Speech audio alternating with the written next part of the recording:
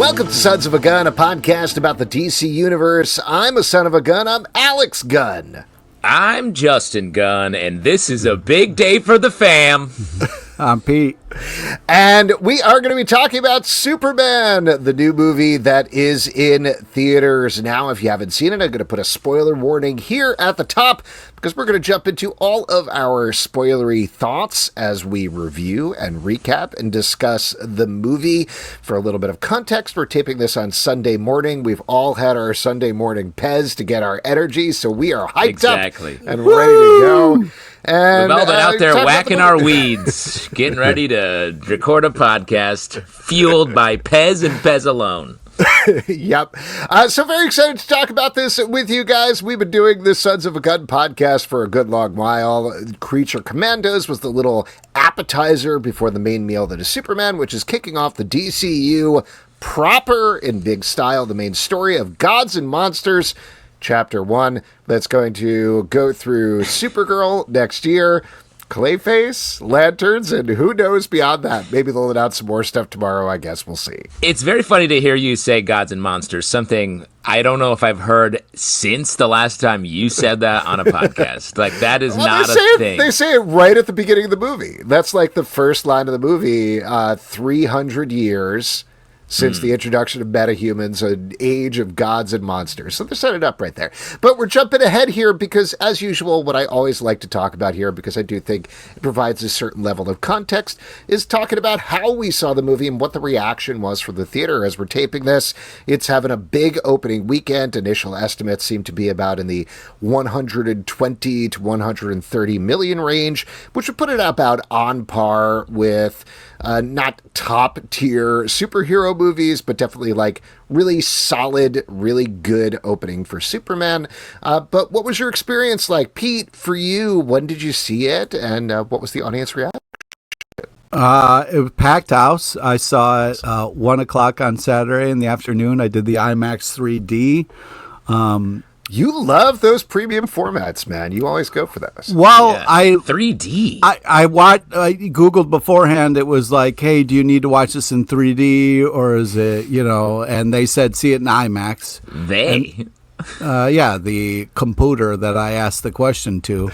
And so then there wasn't just an IMAX showing at the time I wanted to see. So I said, fuck it. I'll pay the extra money. But it kind of backfired because the glasses were really wonky on my head. I didn't get a right size. And people were like, it was a loud theater and a lot of people were coming and going and not many people were you hate that. focused on the movie. Yeah, so I was a little distraction. So it could have affected my review and how I was feeling about things. Important question. The glasses didn't fit. Were they too big or too small? Too small. Oh, because you got your little spectacles. Because I got to get big ones to put them over my glasses. You know what I mean? You got to bring your own novelty 3D glasses that say like 2026 on them or something. I still got my Wonder Woman 3D glasses. So I should have brought those. You should have. Have a backup. That's the main takeaway here. Yeah. Justin, what about you? When did you see the movie? What was your experience? I saw the movie Thursday afternoon at a movie theater in way upstate New York, which was mostly empty. I will say it was the afternoon, so people were maybe still at work. But there were only like 15 other people there. I brought my wife and 4 kids, my kids and my nephews. So it was definitely like an old school movie going experience. It was the kind of thing where there was a lot of shushing for a while at the top. Great way to get into the movie, almost like a too small 3D glass emotional experience. But at one point, a couple of the kids were throwing out some jokes that got the theater laughing, which I was like, it was related to you. They're related to you, so it was crazy to be on the other side of that, because usually I was the one that would maybe try to do that every now and again. But wow, to have it be, it was the moment in the movie when he's talking about the band he likes, the Mighty Crabjoys, and Tommy, my nephew, goes, "I like them." And it was really funny. The whole theater laughed. I was like, holy shit, banger joke. Yeah. But yes, that was my experience. Nice. I've seen the movie twice so far. The first time I saw it on Tuesday at a press screening, and that was fine. I saw it in IMAX there, and I actually would recommend seeing it in IMAX. Same. Having seen it in IMAX, and then I saw it Friday night with the family in a regular format. It really does fill the whole screen and looks really nice. Like, particularly that first... I know this is there's the rest of the movie, but like that first shot really establishes just there's a big difference in the format when you're seeing it on that huge screen in Antarctica, and it just feels very enveloping there. So yeah, if you can see it in that format, highly recommend it. The funny thing to me with the press screening, which was crazy, is like, and we'll talk about the end credit scene later, but most of the people stayed through the first, I'll put in quotes, end credit scene with Crypto and Superman. And then they started to do the thing, and I can't believe people are still doing this, but like they start to do the thing where like they start to stand up and like get their bag together, not put their coats on because it's really hot outside, but like slowly walk down the aisle for the entire duration of the rest of the credits, so that by the time they get to that last end credit scene, they're just standing there in front of the screen. It's like, I don't know, sit down for 2 more. Where are you going? Why are you leaving? What head start are you getting on? I had to use the bathroom, so I was doing that kind of like by the last end credits. Everyone I was kind of by the door being like, yeah, like I need to use the bathroom. Like, let's get this over with. I think a lot of end credits are meant to be enjoyed when you're having a tiny pee-pee dance. Like there's a little bit of moving around. You know what they got to do is they got to put urinals at the front of the theater so you can get up during the credits, piss right there in front of everybody, and then you're good to go. Or when you go to the bathroom, have it be playing right there in front of the urinals. That way, 100%. yeah. That's really smart. Or you could bring your own 3D glasses and a catheter, maybe any other bodily fluid Or catcher, use the colostomy bucket, bag. Yeah, that's what the collectible popcorn bucket is for. Is you finish the popcorn and then you piss right in Crypto's mouth. Anyway, the IMAX showing, the press showing was fine. Like usually those are pretty muted in terms of the reaction, but it was actually great seeing it again with a full audience on Friday night in New York City. People reacted, they were laughing, they were clapping, they were cheering, having a great time, and the kids really liked it as well. My son, who I unfortunately have twisted into a horrible little critic, came out arms crossed, and he's like, well, Mr. Terrific is a top 10 character for me, but I do have some issues with the movie. And then the entire way home was like, you've created a monster. Okay. You've created a monster. My daughter loved it, though. A lot of people say my daughter nature... gave it 4 stars on Letterboxd. So. Wow! Letterboxd. A lot of people talk about nature versus nurture, but you've been able to line up nature and nurture to build super critics for the future. Oh my god, it's really great. 100%. And my wife loved it as well. So that's the setup there. Let's now continue to talk broadly, but like broad opinions. And Pete, I'll turn to you for your broad opinion about something very specific about the movie I can't predict. Oh, okay, great. We know each other too well. Yeah. I feel like it was pretty chaotic, and I was kind of thrown, and it could have been my glasses, but I was kind of like reading, and then it was like, oh shit. We're in the middle of it. We're in the mix. This isn't a soft launch. We're like fucking, it's go time. So that was a little kind of like jarring. And it felt like there was just so much happening all the time that I didn't get, like, it did slow down when we got to, like, I got choked up at the farm when Lois was in his childhood bedroom. And that was kind of like a nice emotional moment. But yeah, overall, I wanted to like it more. And some days when I wake up, I like it more. But I don't know, man. I'm struggling with. I didn't hate it. I didn't love it. But some days I like it more than others. But yeah, there was just a lot going on. And some of the choices I loved. Some of the choices not so much. But yeah, just in broad terms, that's how I'm feeling.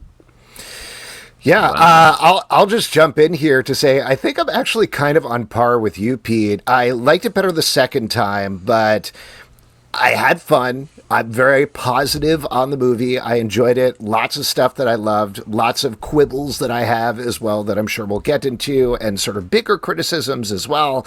Overall, positive about it. But I agree with you. It's a movie with a lot of things going on at all times, and it just keeps hitting you. Not to cross the streams in our podcast, but I said a similar thing with Ironheart, that I would rather have more ideas than less ideas. And this has a lot of ideas, but my major criticism of the movie is I wish it had whittled out like 5 of those and focused in a little more on the ones that it had left. I think overall that would have made for a stronger movie. So positive start. Had a fun time both times I saw it. There's some funny lines. There's some romantic stuff that I really like, but a little mixed. And Justin's been smiling the entire time. I think he is going to be the most positive one on the podcast. Get out of here, you dorks. I love this movie. This is the best. I can't believe you guys are quibbling about this. What are you talking about? So good. It went so hard. The way that it was the most comic book representation I think we've seen, bar none, across all movies and television. Oh, it my felt God! So comic book. John Carter alert! Oh my God, you're pulling a Zalman going so hard for a movie that's mid. Holy shit! This movie will not be universally panned like the one that Alex liked. I think we've already seen that. People like John Carter. There's a real John Carter renaissance going on. Yeah. In your household with the children you are making say that by raising them to like it as well. I mean, every night I put them to bed with, okay, good night, I love you, John Carter is good. Yeah, that's your Lord's Prayer right before they go to sleep. The way that this was able to, there was a lot going on, but that's how comics are. There's a lot going on in comics too. And I feel like the big choices of having a goofy Superman, it works so well. The comic book logic, it really happened for me when we go into the pocket dimension and we see all the monkeys typing. Mm-hmm. I was like, wow. Oh, you thought that was awesome? I was like, they committed to the unreality of this, and the fact that just in the small strokes, like everyone in Metropolis was barely like reacting to all the danger around them, especially the Daily Planet staff, even when the world's being ripped in half. I just thought, top to bottom, it was so many big swings that I think paid off really well emotionally, action-wise, from a superhero perspective. And here I'm going to say something even crazier. Well, let me ask you first. What comic book movie, what superhero film across all of them did this the most remind you of? Or what was your connection point to the rest of superhero moviedom while watching this movie? What? Well, this is a little bit of a side comment, but I'll get to it. I agree with you on the comic book nature of the movie. It is explicitly a Silver Age comic book come to life, where there are, in those comic books, 1 kabillion things going on at all times, and they're throwing out insane ideas all the time. And that's clearly what it was inspired by. To answer your question explicitly, I think it was probably the most comic book coded movie since Ang Lee's Hulk was my takeaway. Wow, nice. Which is also like, I haven't watched it recently, mind you, but like a very underrated movie that very specifically is like, I'm a comic book on screen. And this also was very much a comic book on screen. I'm sure that's not what you were getting at, but not what I was getting at, but I love the connection because I do think this is reaching deep into the brain, this movie, to hit on what tonally it's matching for me anyway. Pete, did you have a movie that this like reminded you of? I did like it. Well, it's weird. It's a weird question because I liked him saying Hulk because Hulk was kind of garbage too, so I kind of liked that. He answered it. It was also a shot. But I don't know. I don't remember seeing a movie that felt this herky-jerky. Maybe Tank Girl? I don't know. I'm trying to think of like... Great call. See, that's where I'm going to. This reminded me the most, and it hit me watching it, of Mystery Men. Oh, interesting. The, like, not much loved comic book movie, but that movie had the same like madcap way of being like, let's just do all this, let's mix tones, let's have it be wild and funny at points, deeply emotional at other points, dealing with big things, wearing its sort of like messaging on its sleeve. And yeah, there's definitely some criticisms that we can hit on here, but I think in general it just really aimed at originality and hit it in a way that I think is very refreshing in this comic book movie space. I would like to start talking positive about it, and I do think that, like, knowing James Gunn's work, this was impressive in the fact that I didn't feel like I was watching Guardians. I didn't feel like I was watching, his Suicide Squad or anything like that. It felt different. I didn't feel like, there was emotional beats where I was like, "Oh, James Gunn, you big softy." But I think it's impressive when you see a movie by a director that you're very familiar with. Excuse me while I lose my voice. Too much praise. That you're kind of impressed by how surprised you are. You know what I mean? So, to his credit, I wasn't like, "Oh, this is a classic Gunn movie," or, you know what I mean? I didn't get any of that. Well, I think there were definitely notes of James Gunn in Sure. there, like you were getting at. A Like nice the Mr. bouquet a little Terrific bit. fight scene was pretty much, and I was curious to hear your take on this, Justin. It was pretty much the Yondu in the woods Yes. fight from Guardians 2. Like shot think. the same way. The camera movement was super similar, where you're just following the action but missing a lot of it from the perspective of a bystander.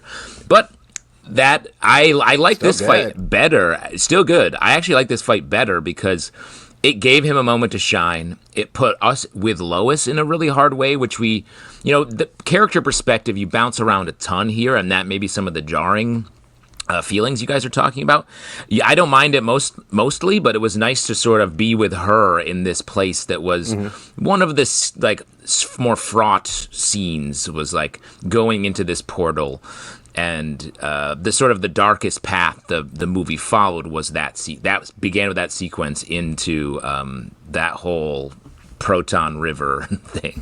Yeah. Yeah, I mean, Pixels. I think that, yes, it definitely called to mind. Was that what you were getting at, Justin? The movie was Pixels that you were trying to tee up? That's what I'm always trying to find my next Pixels. When Pixels 2 when is my big question. That fight scene was very James Gunn coded. The other thing, the opposite end of the spectrum, to keep talking about what Pete's talking about, that was very James Gunn coded, is after Superman is done fighting the engineer and she's unconscious, when he pulls the nanites out of his throat and it's like gross and vomity, that also goes very much back to like James Gunn's horror past with Slither and other things.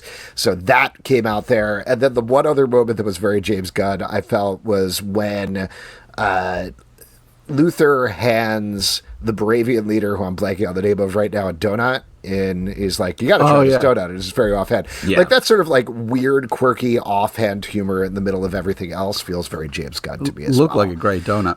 If we want to talk generalities, I do want to start with like the big one, or big three, actually, that I thought was really good. David Cornsweet as Superman, Rachel Brosnahan as Lois Lane, Nicholas Hoult as Lex Luthor, all great, I thought. Yes. I'll agree. Lois was great. I thought Miss Maisel killed it. Lex, I like the choices that he was making, you know what I mean? But I'm old school Gene Hackman Lex Luthor, you know what I mean? Here's the thing. He's not. Gene Hackman, great, not a great Luthor. How dare you? I'm How sorry. dare you, Mr. Booker? Come on, man. Great. He's great, and It's he's great in that movie. incomparable. Yeah. It's not. It's This hard to is- really compare those. This is actually, like we're talking comic booky, the way Nicholas Hoult plays it is the arrogant Lex from the comic books. And it's not just the look, it's like little choices that he does, the way that he twitches his lip at certain point and sneers. He's too It's intense for fantastic. me. He's too evil. I like my Lex who, like, when the things go bad, he's going to turn into Superman Lex. You know what I mean? Where he's going to be a good guy. Oh, you missed the purple and green suit. That's what you wanted. Oh, yeah. Come on, man. I don't want that. Like, I like that the movie stuck with Lex. They say this explicitly in the script, but like brain versus brawn, that he is using his brain versus brawn. Ultimately, Superman waffly kind of uses his brain to solve the problem, I guess. But ultimately, that's what he's pushing forward. Also, they're clearly gesturing pretty hard towards tech billionaires like Elon Musk here, in terms of the social media monkeys driving things up, getting involved tangentially. I think but I mostly heard for that's true, monitoring by and- the way. What? That the monkeys run social media? Yeah. Well, certainly what it seems like most of the time. Oh, come on, Nice. dude. How dare you? I mean, come on. I'm not on there all insulting the you, time. listener at home. No, it's me. I'm talking about me. Alex is. Alex has been very mysteriously buying a lot of bananas that he's bringing somewhere in his basement lately. Yes. It's like a Donkey Kong Country cutscene. But I thought it was a fantastic performance. That's my point. I agree, and like it is. I feel like we can't do the Gene Hackman style Luthor anymore. We've just moved too far beyond. Sure, but that give as me a villainous type character, and like when you're having a Superman that is so modern, powerful, and like so human, I guess, which is the point of the movie. I think you need someone to be huge in the evil and be way ahead of Superman for most of the movie, what they do here. And I think we've seen a lot of tech billionaire as bad guy. What I thought they did really well here with the writing and the performance of Lex is he did both sides of it. He did the big, like, obnoxious, soulless tech billionaire that you see in, like, a Mountainhead. But also he had the weakness on his sleeve at the end in his speech about, like, envy and trusting in the data above anything a human could ever do. And Superman wins because of his trust in himself and those around him. His humanity. And great. I just love all of that. And this is touching on something else, but yes, Elon Musk is a cop, but getting into the politics of the movie, which is, I was very surprised by how much politics there is. This has been an issue since the movie has come out. But I feel like this Luthor was very Stephen Miller, the horrifying White House guy. Yeah. And that is strong choice. I like the choice. I think it is a way of combining two sides of evil in our modern world. I hear what you're saying. I mean, I want to kind of stay on the positives, but just because we're talking along this path, one of my major problems with the movie, and I know they can't do this, I understand Warner Brothers Discovery can't do this, but I think they muddy the waters a lot in terms of what they are saying by not choosing a path. Like, specifically, we have Bravia and Jaranpur, right? Two fictional countries who are very lightly from DC Comics. I think they've appeared each in like 2 comics each or something like that. Might be more. And Bravia is always just like generic Eastern European country, and Jaranpur, at least in the comics, is like generic, been around for 3,000 years mystical city that nobody knew about that always pops up that has like ethnicity, and that's pretty much it. Like, it's just like, I don't know, could be anywhere. We're not going to say specific. The way that they set it up, though, and the way that they shoot it is Bravia is an Eastern European country, perhaps even, you know, you could extrapolate Russia or something like that, and it's bordered on what seems to be a Middle Eastern country, which is Jaranpur, and you just got to cross from this Eastern European country to this Middle Eastern country, which a lot of folks online have said, like, oh, Bravia is explicitly Israel, and Jaranpur is explicitly Palestine.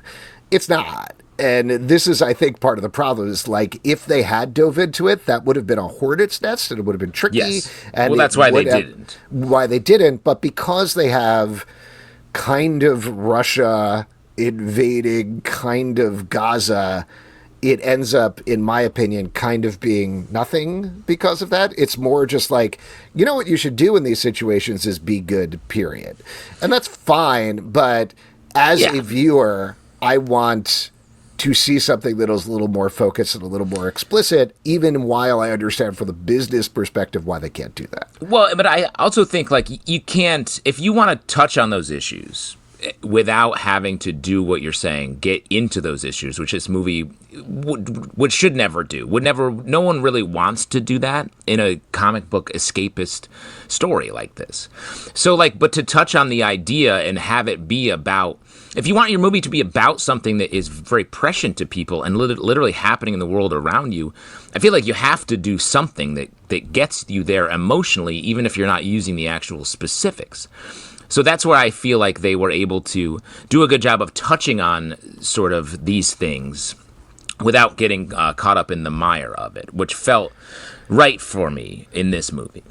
I hear you, but this also ties into the problem that I was expressing at the beginning in terms of the jumbledness. It's not just about like hitting us with anti-proton rivers and social media monkeys and all of these things. It's the fact that thematically it is tackling so many different things at the same time. It's tackling whatever the MAGA people outside are saying, like Superman isn't an immigrant, right? He comes from another planet. He is an alien. there's a lot going on there that we should also get into in terms of the changes in his heritage, because that's a major theme of the movie in terms of family, and that ultimately is the thing that they're trying to pay off at the end. But there's also being a good man in a complicated world that I do think is complicated by the fact that he has been operative for 3 years. So what changes during the movie for him personally a little bit, but for everybody else, it's not, in my opinion, clear exactly what. And at the same time, they're like, Russia is invading Gaza, and also there's Elon Musk is manipulating social media, or maybe some other tech billionaire. So again, a lot of different ideas, but because they are capturing or trying to capture all of these themes, I don't think they successfully complete or explore any of them. I mean, I do think that may be intentional, because that's what it feels like to live in this world / America right now, where you're constantly bombarded by these issues are so top of mind. And, this movie wasn't written this week. So, like, the fact that they were able to touch on these things that are still very present, perhaps even more so now, feels like that's a hard magic trick to pull off. And I think the rush of all of that gets back to the idea of what it's like to just try to be a human now, and how we are able to do that when we're constantly assaulted by news from these different buckets that they're talking about here. That's why I feel like this movie was about being sort of a modern human, even American, to get more specific. Well, now. Go ahead, Pete. Sorry. No, I just wanted to kind of say one of the things I really liked in this movie was Superman's humanity, him talking about what makes him great or a good person is his humanity, is his human side. And the fact that he embraces it, I thought was a nice kind of thing to have Superman talking about. You know what I mean? So, yeah, I just wanted to jump in there. Well, let's explicitly talk about that, because we have the plot line of he has half of this message from Jor-El and Lara, right? Talking about Bradley Cooper? Yep, Bradley Cooper and Lady from Westworld give him half a message in Kryptonian that he finds very soothing. It's telling him to be a good person and come to Earth. But it's this classic, like, in the opposite direction, but like, isn't it a Simpsons joke where it's like it's on a critic, where they're like, you awful, terrible, oh no, it is the Simpsons, you awful, terrible, wonderful man. Yeah. It's Mo Sislak. Yes, there you go. Anyway, but that's the message that they're giving them, and ultimately the engineer unfurls it. So the second part of the message is be a good man, and do that by taking over the world and gain as many wives as you possibly can. So Kryptonians, which Kryptonian culture in the comic books is always about like genetic superiority, but Jor-El and Lara are usually separated from that. They're the people who are the good people in the world, who send Superman off to be a good people. He's found by the Kents, who are also good people, and raise him to be good. But the movie is like, nope. His heritage is not what makes him good. There's that speech from Pa Kent about it that he gives. It's ultimately about what you do that makes you good, and that's the takeaway that Superman has. So there's a lot of different pieces to break down there. The main thing from the comic book perspective, I'm curious to hear from you guys. How did you feel? Excuse me, now I'm getting choked up. Yeah, you get emotional, bro. I'm getting too very much Pez. It's too much Pez. Or not enough, maybe. Yeah. I'll get some Pez after we're done with the podcast, and I'll feel much better. Yeah, you will. How do you feel about this change to Superman's Kryptonian heritage? Yeah, it was kind of crazy. And also, like, the fact that, something you kind of talked about in the movie where we learn this information. He has this message that he is very protective of. His place gets broken into. They change it or discover new parts of it, which wasn't clear. So I didn't know at the end if his parents Can I insert there? Because I Yeah. have seen some questions online. I think they're very explicit about the fact that it is 100% true. Mr. Yeah. Terrific says that. They're like, nope, no way they could have changed it. Just to make it 100% explicit. Luther didn't tweak it. They didn't alter the footage. That was the message from Jor-El and Lara. Yeah, they made sure they told us a couple times during the movie, but Yes. still it's like, oh, well, if Lex Luthor is on the up and up, I believe it. You know what I mean? If he says Are you going to touch do it- your own independent research on this, Pete? No, I'm just saying it's, as much as I would like to, it still felt a little They odd told of you in like, the text. They told you in the text. whatever, dude. I'm just saying you broke in, you discovered something that Superman couldn't unlock and then made it great, and then you're like, oh, it's all true. It's like, okay, all right, bro. The crazy thing with this is the movie did tell us multiple times, but they told us, like the media, it tells us stuff that makes a lot of people believe conspiracy theories, because they didn't actually show us it happened off screen, and then people said it was definitely true. And I was like, just supposed to, because I agree with you, Alex. We're meant to know that it is true, and it's a much better story if it's true. But I was like, oh, just show them doing it on screen so we don't have to do it this way. It would have been You're nice. making a mistake here. Because it's like the whole movie, I'm still wondering about it, and then it's like, it's never really... but I did really like the Kents. At first I was like, oh, it's a different choice, but their acting really moved me, and I liked them. Oh, those bunch of hayseeds. Yeah, well, Pizza Hayseed now. Easy, he was weed whacking this morning with a hayseed, no doubt, in his mouth. And I Pete, don't know, like Pa Kent, is a mush. Yeah. He's a mush. I don't mind his dad being a mush. And I even thought the scene of Ma Kent, like, talking into the phone very loudly. That's fun. Yeah. But all of the dialogue from them was like, I don't know. I didn't buy any of that. You don't like, have way parents too, that like, ramble it felt on? like, no, there was something about the level of the dialogue that felt like sketch comedy level rather than acting. Take it easy, Elephant Larry. I'm with you, Alex, because I agree. I really liked first off the casting choice to make the L's be celebs that we never see hardly at all. You know, and we never actually see them interact. Just this one recording. And then have the Kents be less famous actors, people we don't really know. I thought that was really smart. It really hit on sort of the this like Americana vibe that I think James Gunn is going for here. And the only thing is, it felt like someone had never been to the country writing their dialogue. And I was like, oh man, you went so far to make this feel more authentic. Have someone who works on a farm come in for one day, thank them right next to Tom King in the credits for their country advisor, and have them write the dialogue like normal people speak. Because it was like is this thing on? I'm a ham radio operator. And I was just like, come on, guys. Let's have corn cakes again. It was like, no. It was hee-haw level is basically what was going on with him. I will say, just as a little note before I forget, because this really struck me in the Kent scene, but I think it's true across the board. I appreciated the fact that everybody in this movie lived in real places. Like the Kent's house did not feel, as much as I love the Kent house on, say, Superman and Lois or whatever, it's always clearly like, this is a set so we could shoot around it. The Kent's house, like, they had a very thin living room, which I was like, oh, that's kind of hard to shoot in with big movie cameras and stuff, but I appreciate it was a real apartment. Yes. Lois's apartment felt real. When they briefly cut to Hawk Girl's apartment and Metamorpho's apartment as well, I was like, these are all real places that people actually live versus the palatial things that people usually live in, which I thought was cool. And it's funny because it's a super small thing. Like it's actually much more work for them to film in those places, like you're saying, Alex, rather than in a studio on a set. But like it adds so much authenticity to it, even when we're talking about the little bit of nonsense.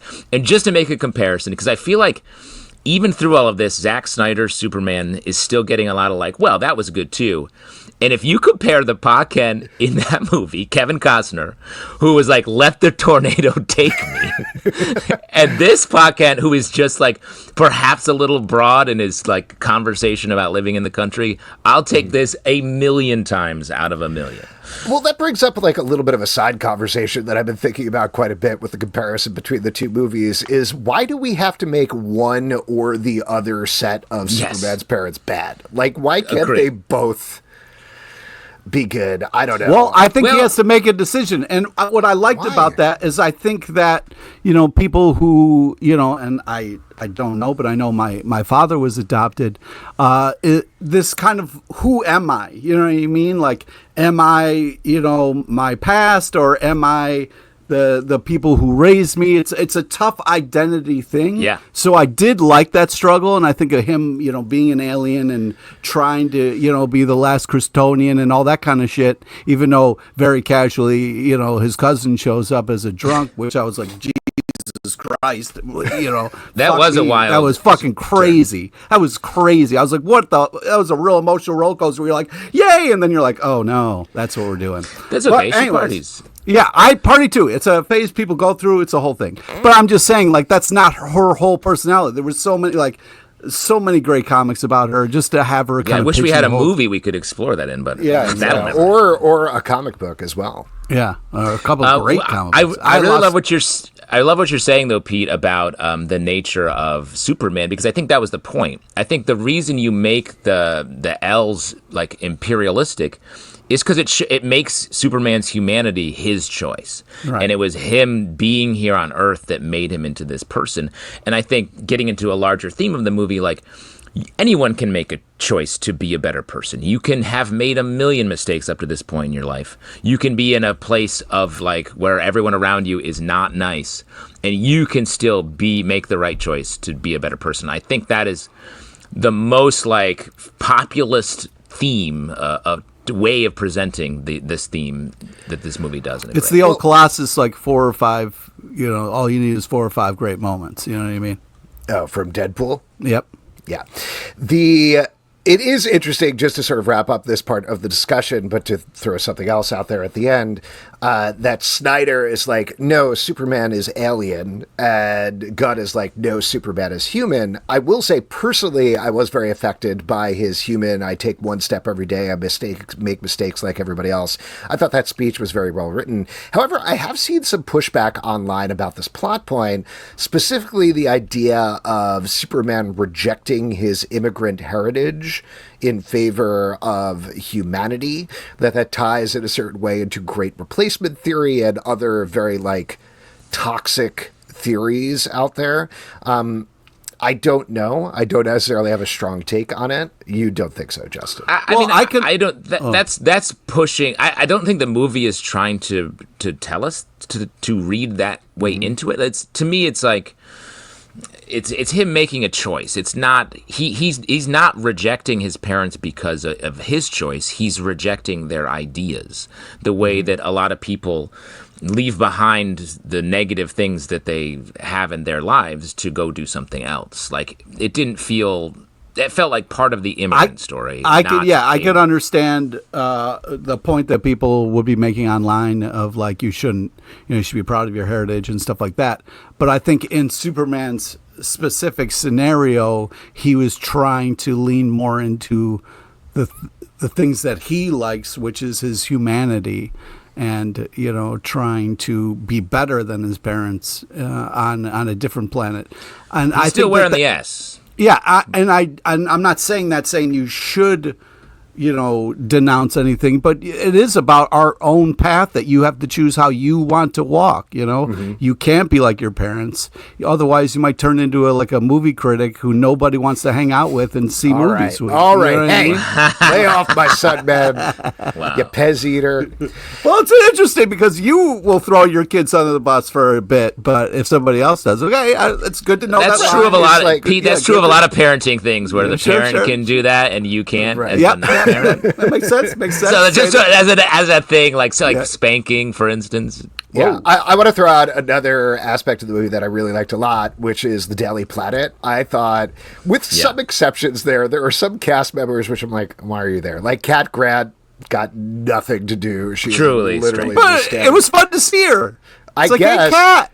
Did you also like seeing Ron Troop, the other guy that they invited? The SNL guy? No. Is he on SNL? No. You're thinking of Beck Bennett, Bennett, yeah. Yeah, Beck Bennett is on there. But when they invite people on the trip, they invite Kat, Lois, Steve Lombard, Jimmy, Perry, and they're like, oh, also you, Ron Troop, come, who I assume had a bigger part at some point in the movie. Yeah. He's the politics reporter, but just as what? Who are you? I wonder if the movie had even more over politics to it at a point, and they were like, we have to cut this back because that the cast of that ship, I was like, oh man, there's clearly a lot going on in this movie that was cut because there's no reason to have half of them are there. But I did like how integrated they were in the plot. I thought all the stuff with Jimmy was really Jimmy fun. was great. Really that was I don't Great like Jimmy Olsen as a character. That was my favorite Jimmy Olsen. Skylar Segundo, great. And it was like, to the comic book nature, Jimmy just being this inexplicable chick magnet is baked into the concept from the comic books. I think Skylar Segundo played it well. I do have some issues also with how the movie treated some of its female characters, but I thought his little smile at the end when, oh my God, what's the character's name?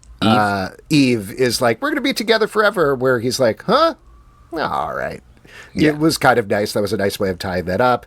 I thought that the reporting that they were doing, this really struck me in particular because you never see this in movies. You always see in movies journalism is like, to use a specific example, Man of Steel, where he's the Clark is the sports reporter, and he's like, nah, I'm going to pursue this Bat in Gotham story. And Perry's like, you can't do that. And he's like, too late, already published it on the front page of the paper, bro. And Perry's like, ooh, I'll get you next time, Clark. Here, the fact that they took a moment to be like, okay, we're going to walk you through the story, Perry's going to ask some questions about it. We're going to explain our sourcing and how we backed it up and how we did the reporting. They go on the ship, and then Lois dictates the story to Jimmy, him writing it out, taking a moment to hand the story to Perry to do an edit on the story, handing it back to Jimmy, and then I know you guys are going to laugh at this, but I was really. I know what you're talking about. They press 3 buttons on the CMS where they do, like, I think it's copy ready, print ready, and then publish. Which is how CMS actually works versus the like automatically publish live thing that they have in every movie. I was like, it's such a relatively, for a movie, unnecessary thing to put it there, but the fact that they took the time to make it that, and then also ultimately it's the Daily Planet are the people who beat Lex Luthor, not Superman or Mr. Terrific, I thought was great. I loved all of that. Wow. What was it like cheering for that CMS moment? Yeah, exactly. You're like, 2 extra buttons! I'm finally seeing! At the press screening, dead silence until that moment. And then just everyone throwing their hats in the air. We did it! A batter drop that said, we did it. Wow. That's crazy. Really good. Wow. Mission accomplished. I do agree with you, though. I loved all of these characters. I love the movie is dedicated to them. They're the core, and I think, again, that's like the understanding of the Superman comic book world translated to screen in a smart way works because it works in the comic book format. And we haven't said this yet, but this movie is so All-Star Superman and in down to the bones of all of this. So, like, I feel like if you, for some reason, have enjoyed this movie and haven't read that comic is like the text of what you saw on screen. So definitely go run out and read that. Well, let me throw out something that to tie into the All-Star Superman thing. So that the plot of that book is Superman finds out that he's dying and he completes 12 labors just like Hercules before he dies to make the world a better place. But it's very like modular because of that. I don't know if this is true, and I really should have looked into it before the podcast, but I had read somewhere that apparently one version of this movie had day separators on it. Like it started Monday, then went Tuesday, Wednesday, Thursday, basically being like, this is a crazy week in the life of Superman. And that really stuck with me while I was watching the movie. That's something that I think actually might have helped if they left it in, because they do clearly have like, this happens on this day, then it's the next day, and this happens here. And to really drive home the idea that, like, this week is insane. This is a crazy week. When they're talking the monsters. Yeah, I think might have actually been a plus for the movie, frankly. Yeah, it was hard to focus, though, because I was having a hard time listening to what Superman was saying while there was that battle going on in the background, because it looked like Green Lantern just had a big bat that he made and was trying to, like, that is my second favorite scene of the movie. I love that scene too. Really cool. This ties into the other thing that I wanted to say that I loved is I thought Lois and Clark in this movie was absolute fire. HOT. Loved it. The Lois being like, it. yo, you don't want to do an interview with me. Him being like, oh yeah, I could handle it. That whole hysterical. Scene was hands down. She ripped him apart.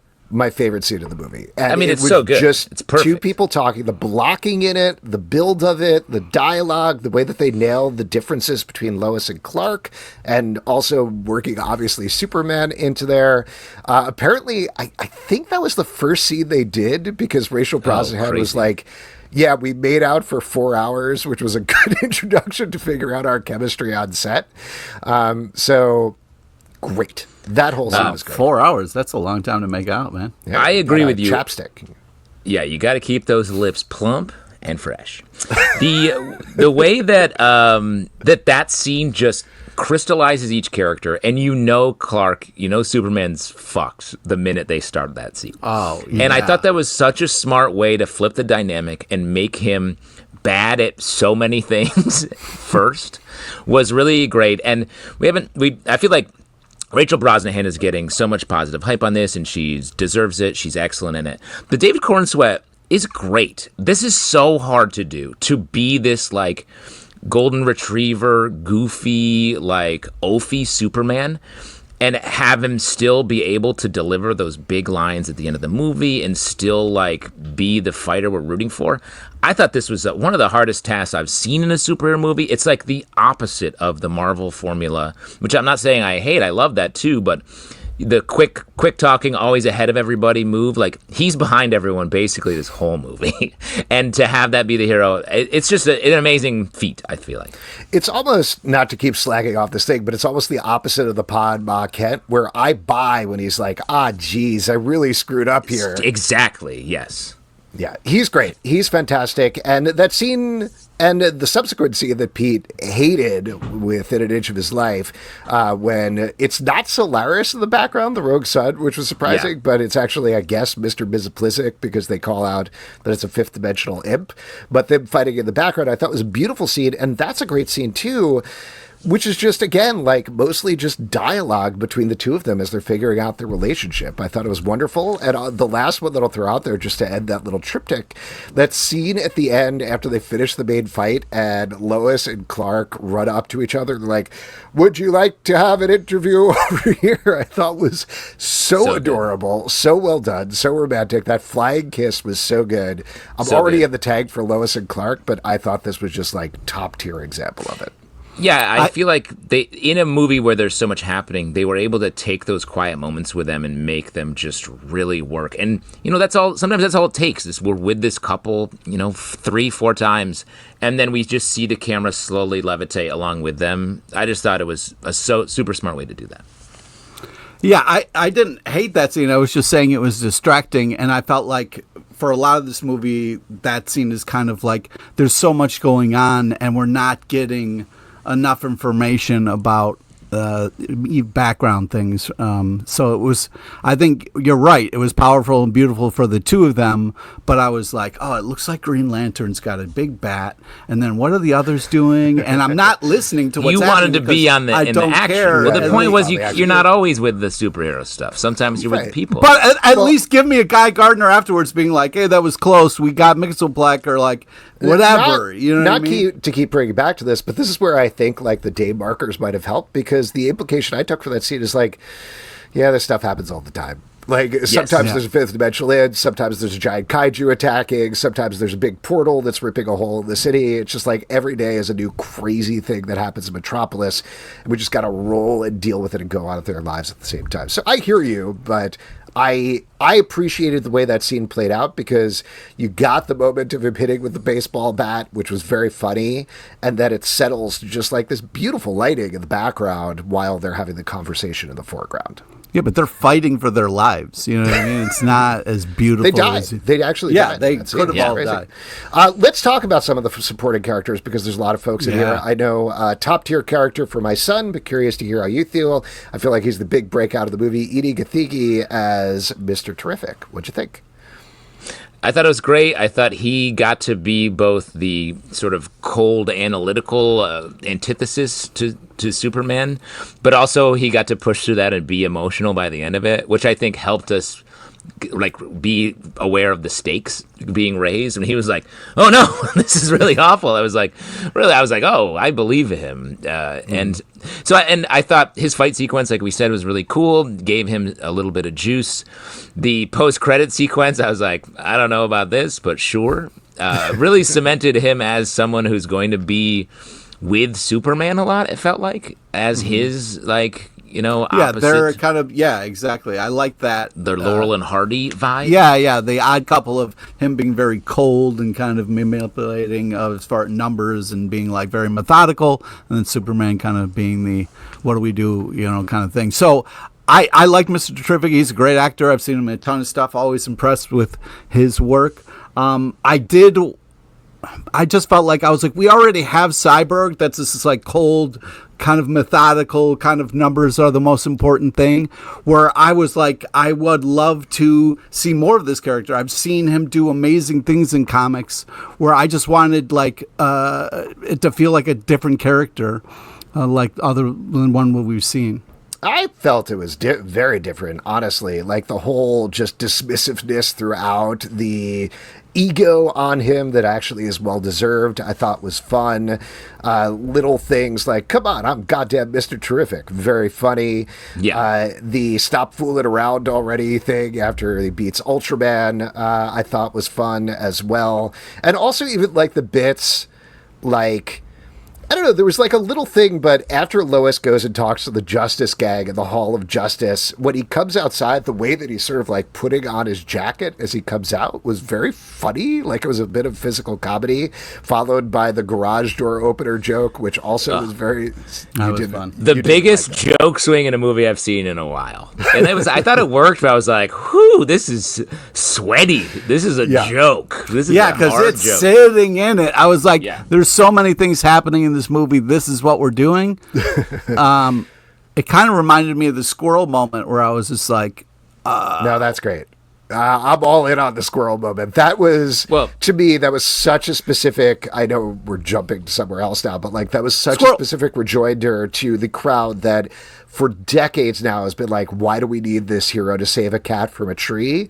And that to me was so clearly James Gunn being like, I'm going to have him save a girl, a dog, and then not only that, a squirrel. And just like really diving out on, no, this is who my Superman is. It was just a tough conversation. It was like, oh, my grandma died, but I'm glad that squirrel got saved. You know what I mean? He saved everybody. Like that was so clear in the shot where he slowly lays the kaiju down on the park and makes sure he's not hitting anybody.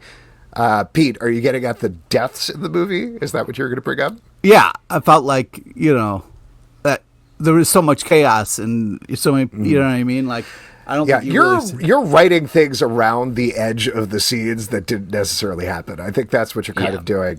I did, to contrast, that I want to get back to like kind of talking down the cast list a little bit, but by contrast, I was bothered by some of the deaths in the movie. It felt a little like having their cake and eating it too. Like you have a Superman who very clearly is like, I'm going to save everybody I absolutely can, including squirrels. But at the same time, Mr. Terrific kills the kaiju and Superman's reaction is like, oh man, bummer. Well, anyway, move on. Let's see if these kids are okay. Then they kill the falafel guy, which is a shocking, horrifying moment. That harshest was rough, part of the dude. movie. Yeah, very harsh. And not that Superman physically could have saved that guy at that moment, but the fact that they wrote that there, to me, that felt like they were really edging on the neck snap for Man of Steel for me, just in terms of feeling there. Sure, yeah. And then at the end of the movie... Wait, can we talk about that for a second? Because I think it was a big downbeat in the movie, purposefully put there, I think, to just show Superman at his weakest and lowest, and he can't save the person he wants to. But I also think it was important to have that as the sort of biggest evil. The way that villains in our real world now take advantage, don't care who gets killed or gets hurt to get to their ends. That felt like a sort of a way to do that sharp and quick and make us feel the way we maybe feel on a day-to-day basis sometimes in the real world. So seeing the movie with kids, I was like, oh God, I can't believe that just happened here.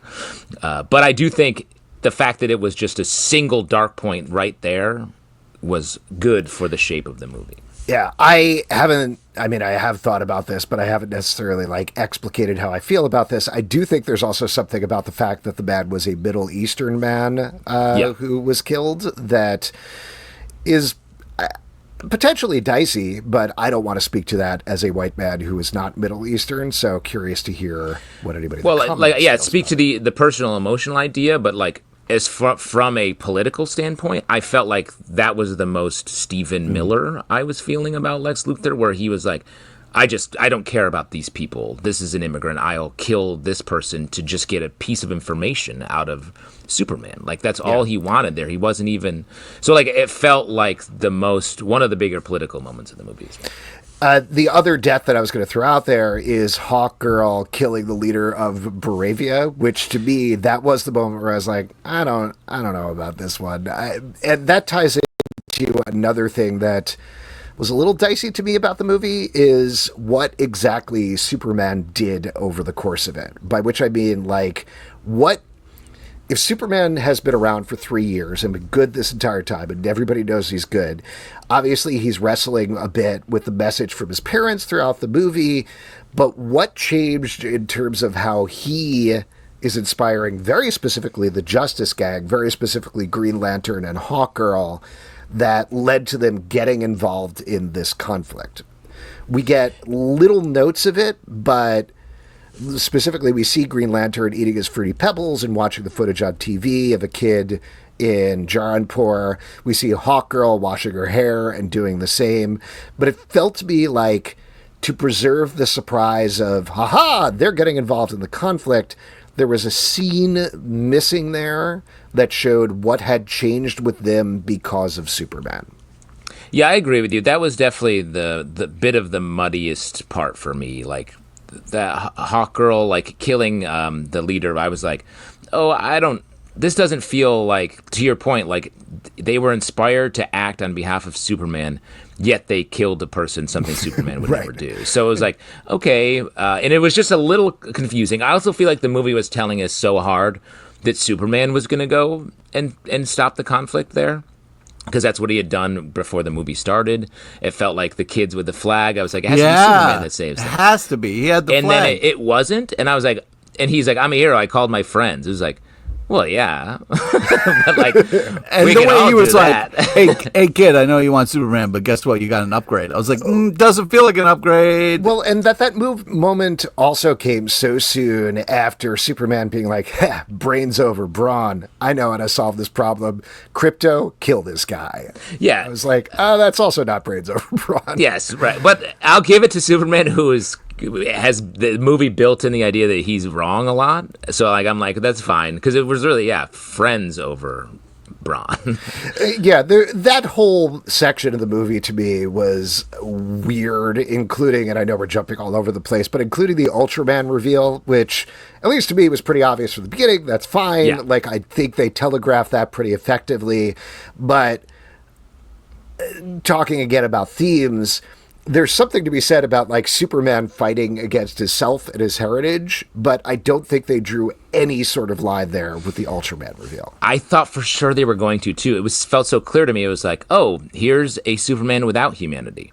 Mm-hmm. Oh, you're not going to say that here? This is at the end of the movie. That's about him being a human. I thought it was going to be like a Bizarro kind of thing. I thought Bizarro for a while too, and then I was struck by just how, like, Black Noir from The Boys this whole plot point was. But that's cool, because isn't that in the comic as well? Well, Ultraman is the evil Superman from, I always get this wrong, Earth 3, where the crime syndicate is. It might be Earth 2 if it is Earth 2. I think it's Earth 2.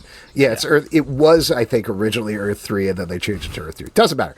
Whatever. He is there, but also Lex Luthor does cloning a lot. Like, he combined his genes with Superman's genes to make Connor Kent, who was initially supposed to be an evil Superboy, but turned out to be good. It's all comic book based. It's fine. And I think, like, we can get into theories here, I guess, a little bit. But one of my kids asked me, they're like, wow, wasn't it weird that they killed Ultraman? And I do think they went to lengths to say that if you end up in a black hole, you don't die. You're just trapped in there.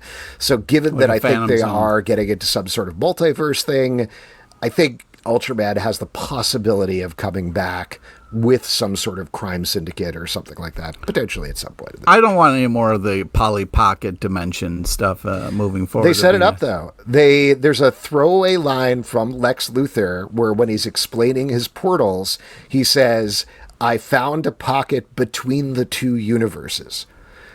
Yeah. So there are already 2 universes. We're in the DCU. There is another universe, something that apparently they're going to explore more in the upcoming season of Peacemaker, but that is the whole plot that they're doing.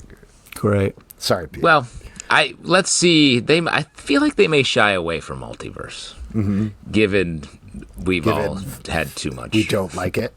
Yeah. Yeah. All right. Let's get back to the cast and talk about that because there's still plenty of folks to talk about. Anthony Carrigan as Metamorpho. I love Anthony Carrigan. I do not think they used him enough. Yeah, I was upset when I found out after the movie that was my guy. I was like, oh my God. And, it speaks to his acting that I didn't even know it was him and amazing makeup. But I was like, I would have loved it. I don't know if it's the acting so much as he's covered in stuff. Yeah, it was hard to see him at all. And, yes, not really well used for the talent in the actor, but I liked Metamorpho's role in the movie. I thought he was cool. I think we'll see him again in the future. We'll get his more of turn was good. It was nice to see that happen.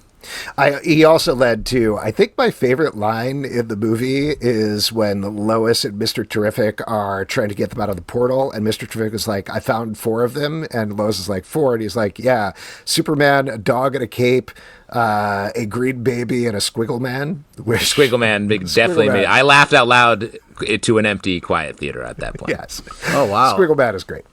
Nathan Fillion as Guy Gardner. How do we feel about that? He plays a great douche. Yeah. You seem reserved, Justin. There's something that bothered me about the use of Guy Gardner here. It felt the most sort of like, it was a little sketchy, to use what you mentioned earlier. Like, it felt like he's the obnoxious guy, and I wanted a little bit more depth to it so I could enjoy the obnoxious part more. Maybe Guy Gardner also, like, the haircut just. It doesn't work in the real world. I think it looks too dumb.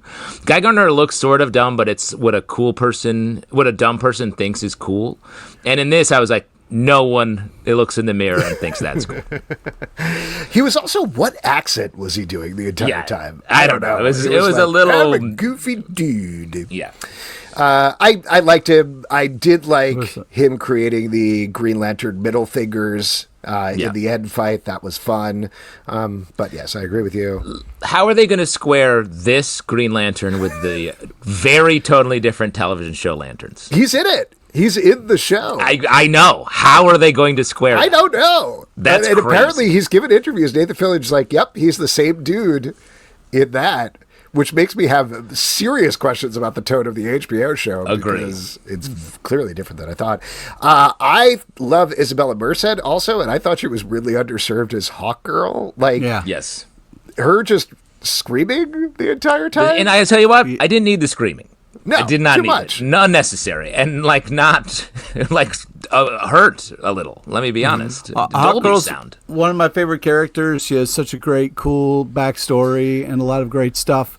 I didn't feel like this was a different Hawkgirl. I was like, it felt so different, and I almost couldn't connect to it. But I love her as an actor. I thought she's great in a ton of stuff. Yeah, it's good casting, and I'm glad they got her, but she just...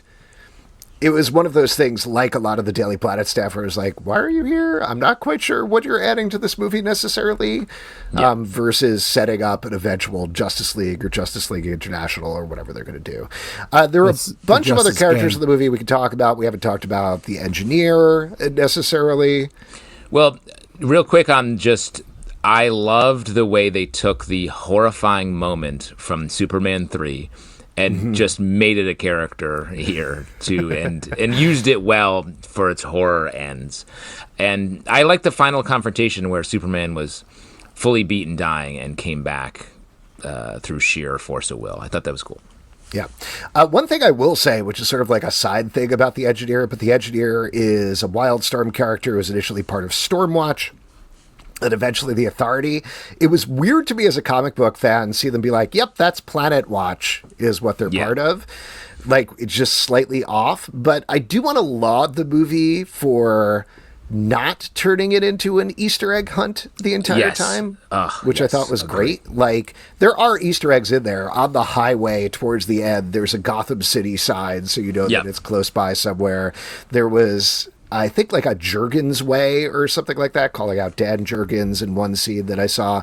But it's not the sort of thing where, for the most part, the characters, despite what I said about Hawkgirl, the characters are there to serve the plot, not just being like, ooh, look at that guy who's hanging out with Rick Flag. He's from issue 862 of Superman, and this is going to be a big thing for the next movie. Like, they were just building the movie, I think, for the most part, by the movie. Right. It's like the opposite of what we talked about with the recent Spider-Man animated series, where it's just all Easter eggs for no reason. This was no Easter eggs, really, because there's a story that you should be paying attention to.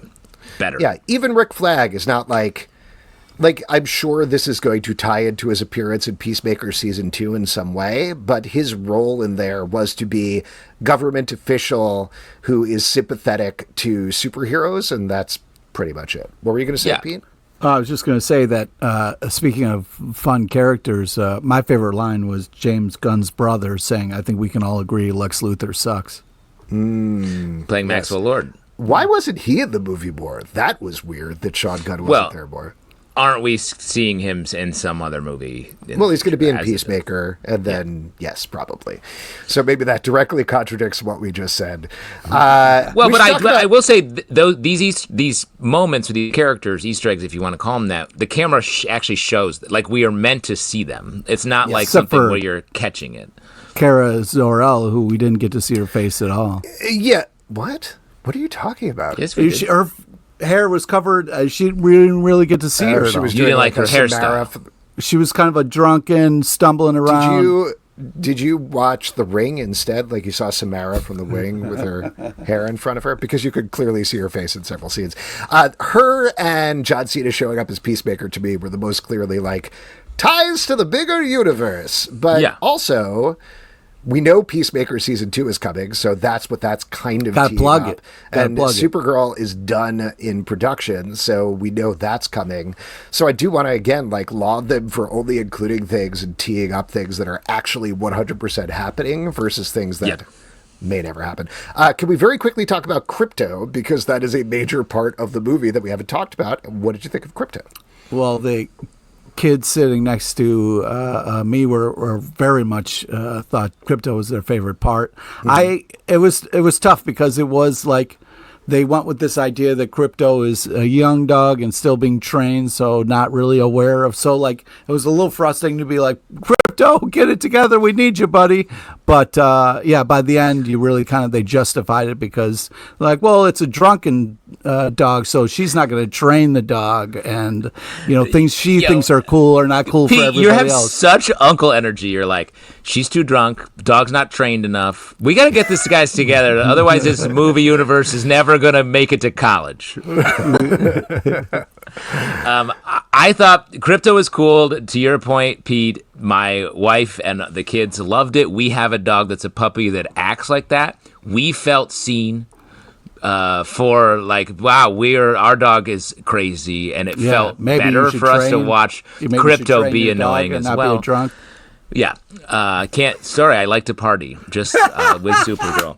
I will say Crypto was used in the movie too many times to save the day or do something important. You get like 3. You get 3 spots for that dog, and it's too many times. Do you know what? I was talking to my wife about this yesterday. The whole Crypto get the toy thing was set up from something that Superman didn't see. Like, him eating Mr. Terrific's little T-spheres happened to Mr. Terrific. Superman, meanwhile, was the anti-proton river holding up baby Joey, so he didn't actually know about it. And it felt like her suggestion, which I thought was very smart, if there was something that he was trying to train Crypto to do over the course of the movie, which was like, get the toy, that would have paid off much nicer versus the way they did pay it off, which was something that didn't really make a whole lot of sense. Yeah, it was almost inferring that, hey, Superman's been trying to train this dog, and it's not going well. Yeah, I don't know. I was a little torn by the idea. Like, I do think they layered in very nicely him being like, this isn't my dog the entire movie, and it was not, in fact, his dog. Yeah, that was good. It's a fun bit. But to sort of turn it towards the future, let's talk about that Supergirl moment, which we've already touched on a little bit. For anybody who doesn't know, this is very explicitly teeing up the story of the Supergirl movie, which is based on Supergirl Woman of Tomorrow by Tom King and Bilquis Evely, which is a fantastic series. Amazing series. We reviewed it. We talked about it at length on one of the episodes of the Comic Book Club podcast, so you can go back and listen to that. But in it starts off with her getting, like Superman says, wasted on a planet with a red sun. Some other things happen there that do definitely involve crypto. So it's all clear set up for that. She's going to go off and be in that movie.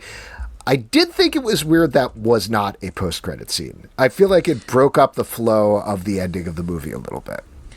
Well, especially, I think you've made hay of this, Alex. Like, the post-credit scenes were sort of... I liked the Crypto and Superman looking at Earth. I thought that was nice. It was cute. The post-credit thing about the buildings not lined up, I was like, this is not even good enough to be post-credit. This is nothing. And, like... but I do think they wanted that... They needed that scene there so that everyone saw it. And to your point, also, people still don't stick around and watch those for some reason. So I think they needed people to see it, so it had to be there. Also, it's kind of weird that, I don't know, to me it seemed like Marvel started the after credits and now it's just a thing that all movies are doing. So, well, James Gunn has talked about it a little bit. He seemingly was very frustrated with the after credits he was supposed to do for Guardians of the Galaxy Volume 2 in particular, where he set up Adam Warlock, and he was like, I don't know how I'm going to do that. And then in Guardians of the Galaxy Volume 3, he did include Adam Warlock, and he was happy with what he did with Adam Warlock, but he described it as putting a square peg in a round hole, that he had basically like forced it in there to make it work. So this seems like a very specific rejoinder to that of...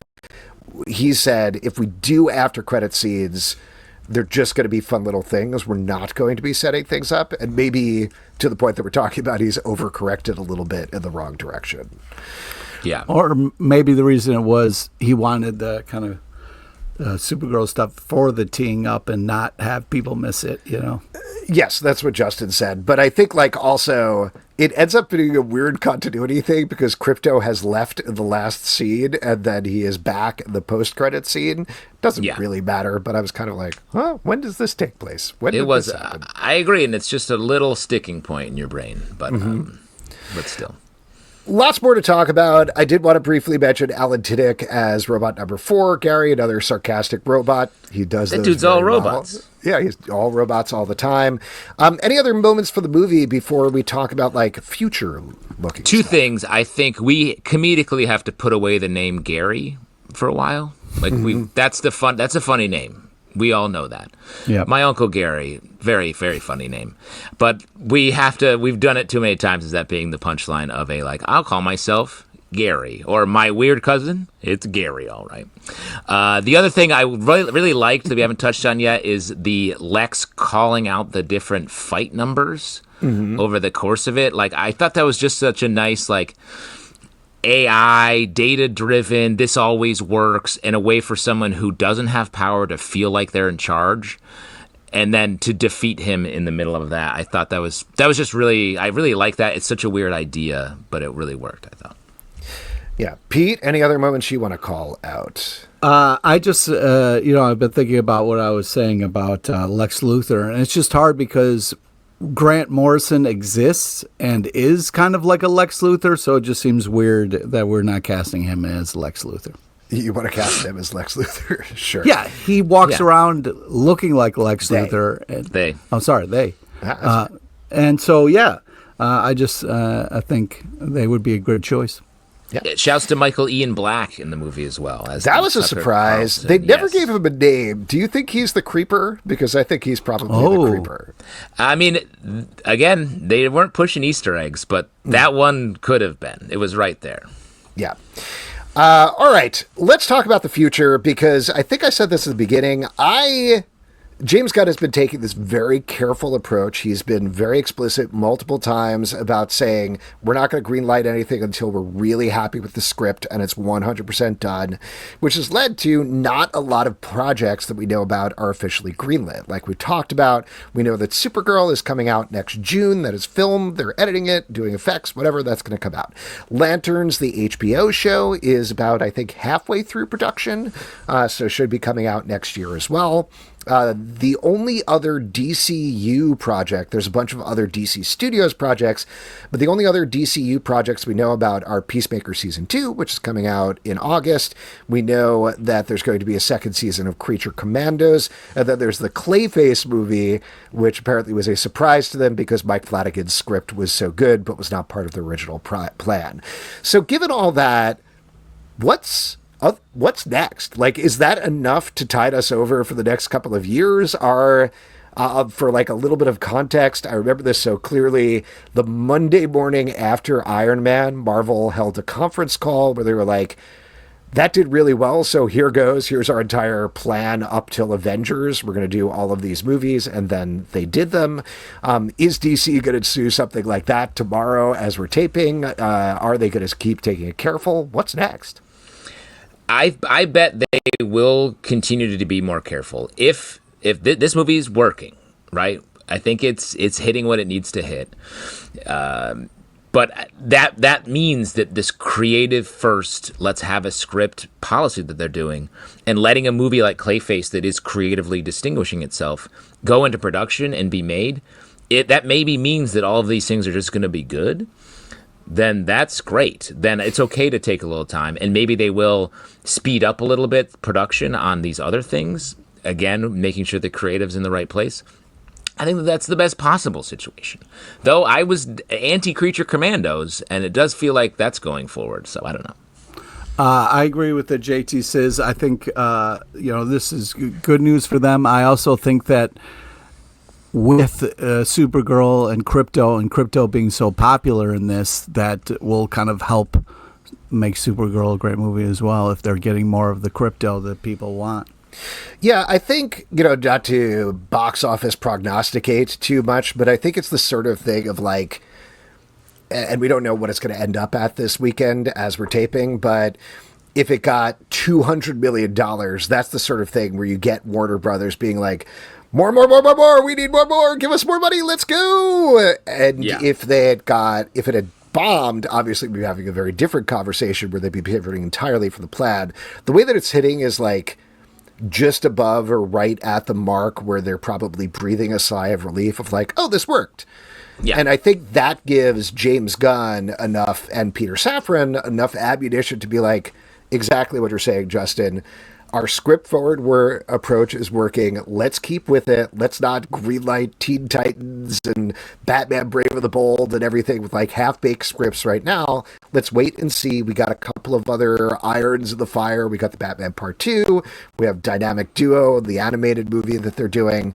They have a couple of other things that are going to keep like the money flowing, but they want to make sure the stuff is good. So I agree with you. I think there is a world where maybe we do see 3 or 4 announcements happen this week, but I think more likely they're going to keep playing it careful. Maybe it's exciting.